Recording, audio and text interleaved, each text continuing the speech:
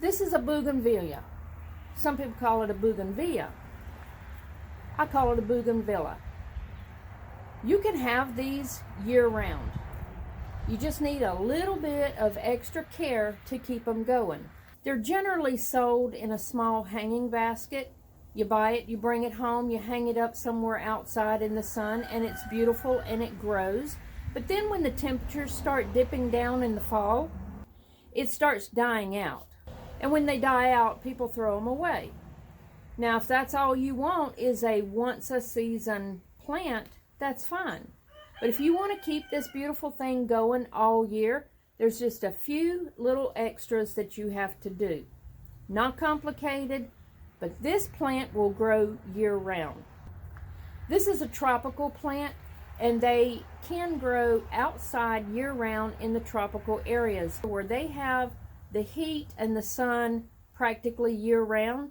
These things just get humongous. They will start dying out below 50 degrees. They actually do better 55 and up, but they thrive in 80s and 90s. That's why they do so well in the summer when it's nice and hot, the sun is bright, and they get many hours of daylight. They actually need 6+, but they are better up to 12 hours of sunlight. Direct sunlight, in fact. They don't need a lot of water. They like to dry out in between waterings. So just a little drink here and there just to keep the soil barely moist, but not wet. It needs to be good draining soil, a good loose draining soil. They're very heavy feeders. They need a lot of fertilizer. When I fertilize mine, I use 12-12-12 or 14-14-14 in a granular form. In between those feedings, I give maybe once every 2 weeks, I give a liquid fertilizer like a fish emulsion. I put on that. But as long as it's an equal, well-balanced fertilizer, that's all it needs. The most important thing is regular fertilization. If you're going to bring this inside to your house, you need to find a different liquid fertilizer other than fish emulsion. Do it one time and you'll understand what I'm talking about. I don't bring mine in the house anymore. I keep it in the greenhouse, but if I was going to bring mine in the house like I did years ago, I would just use like a Miracle Grow. And I do that once every 2 weeks. If you have a location where you can bring them inside, whether it's in your house or you have a greenhouse that will stay above 55, well, 50 is what is written in, online resources, but I have found 50 is kind of chilly. So I believe 55 and up is better.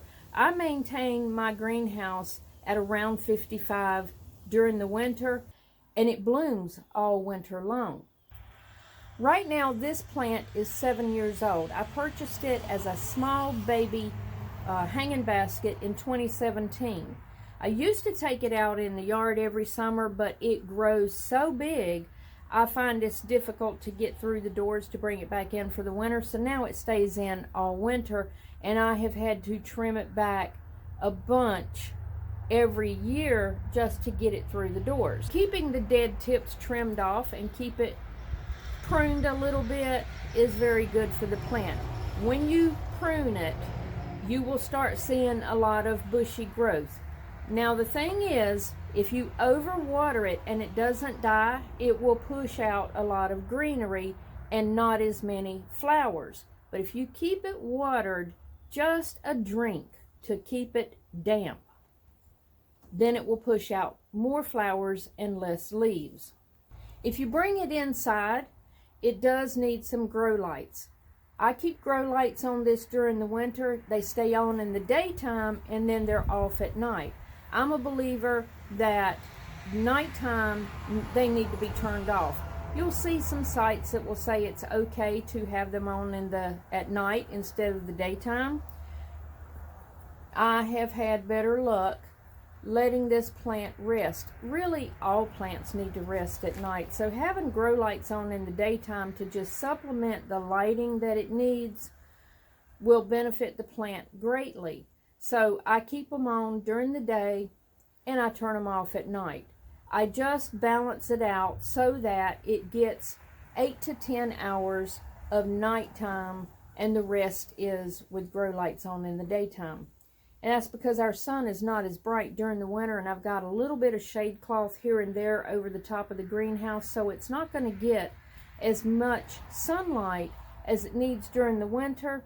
Now, if you bring it in the house, you can hang it in a bright window where you get a lot of bright, direct sunlight, or you can add supplemental lighting inside as well. While it's in the house, it can be in a hanging basket or a pot. This is in a pot because it's just too big, too heavy for a hanging basket anymore. These petals are called bracts.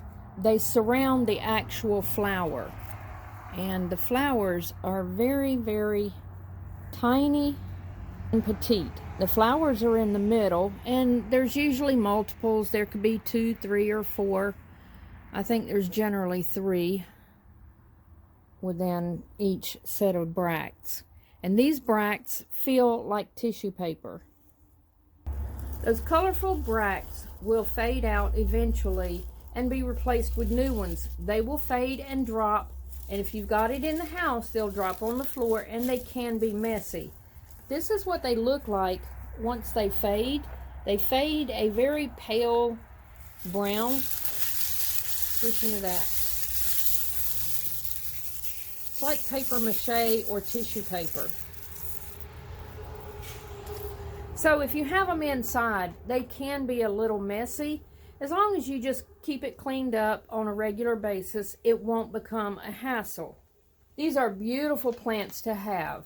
They will get massive in the right growing conditions. Like I said, down in the tropics, they will grow up the sides of buildings. They will trellis very well. But in most places throughout the U.S. where we have winters, a real true winter, they're not going to make it outside. And they grow as an annual in cool temperatures. So once they're gone, they do not come back the next year. But if you can keep it alive and take it inside, take care of it, you will have it year after year after year. They don't really go through a rest period. At least I haven't experienced it in the 7 years with this one.